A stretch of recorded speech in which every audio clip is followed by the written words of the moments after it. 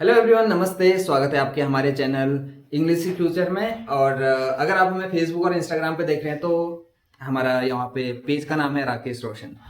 और आज की वीडियो में हम सीखेंगे कि प्रेजेंट कंटिन्यूअस टेंस किसे कहते हैं और उसका फॉर्मूला क्या है, सेंटेंस बनाने के रूल्स क्या हैं और कुछ एग्जाम्पल के साथ उसको सीखेंगे। तो सबसे पहले देखते हैं कि प्रेजेंट कंटिन्यूअस टेंस आखिर बोलते किसका। तो इसको हिंदी में बोलते हैं प्रगतिशील वर्तमान काल, यानी कि कोई काम वर्तमान में कंटिन्यू चल रहा है, जो पिछले टाइम से स्टार्ट हुआ था बट अभी भी चल रहा है, मतलब कोई चीज कंटिन्यू चल रही है। तो ये सारे सेंटेंसेस जहां पे रहा है, रही है वाली चीजें आती हैं, वो होते हैं हमारे प्रेजेंट कंटिन्यूअस टेंस। तो जैसे यहाँ पे देखिए पिक्चर में दिख रहा है कि बना रही है, तो मम्मा जैसे कह रही है कि मैं खाना बना रही हूँ, जैसे पापा कह रहे हैं कि मैं पेंटिंग कर रहा हूँ, या फिर बच्चे, एक बच्चा बोल रहा है कि मैं गाड़ी से खेल रहा हूँ, दूसरा बच्ची बोल रहा है कि मैं अपना होमवर्क कर रही हूँ।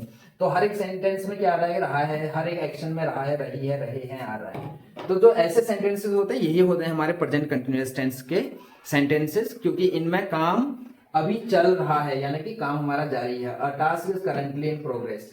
तो ये जो सारी रहा है, रही है, रहे वाले सेंटेंसेस होते हैं वो होते हैं हमारे प्रेजेंट कंटिन्यूअस टेंस के वाक्य। तो जैसे यहाँ पे मैं होमवर्क कर रहा हूँ, आई एम डूइंग होमवर्क। अब देखते हैं नेक्स्ट कि इनके पैटर्न कैसे बनते हैं, यानी कि इनके सेंटेंसेस कैसे बनते हैं।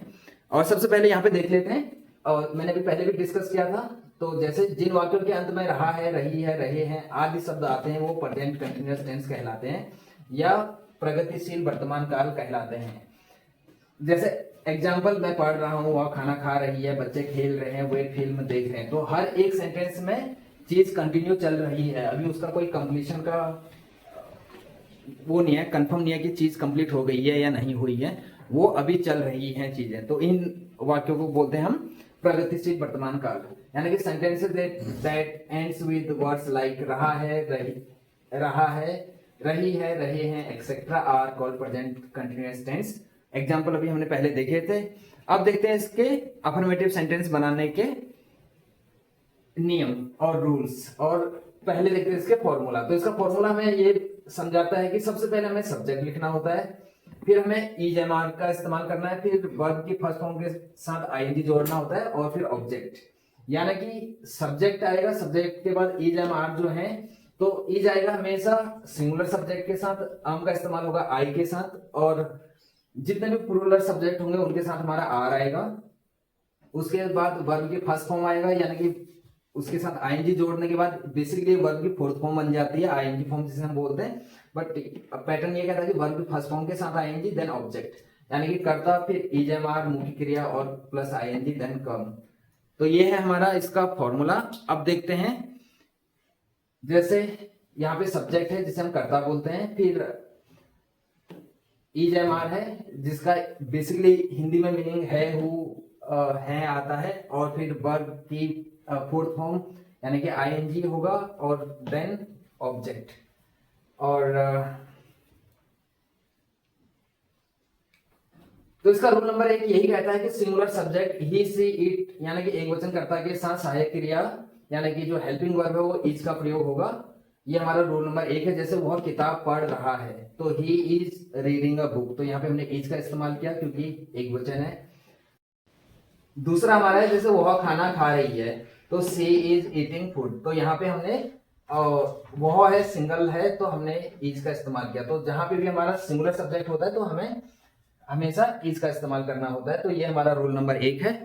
और रूल नंबर 2 हमारा ये कहता है कि कर्ता आई के साथ हमेशा हेल्पिंग वर्ब आम का इस्तेमाल होगा। जैसे मैं पढ़ रहा हूं तो आई एम रीडिंग, मैं खाना खा रहा हूं आई एम ईटिंग, मैं घर का काम कर रहा हूं I am doing my homework.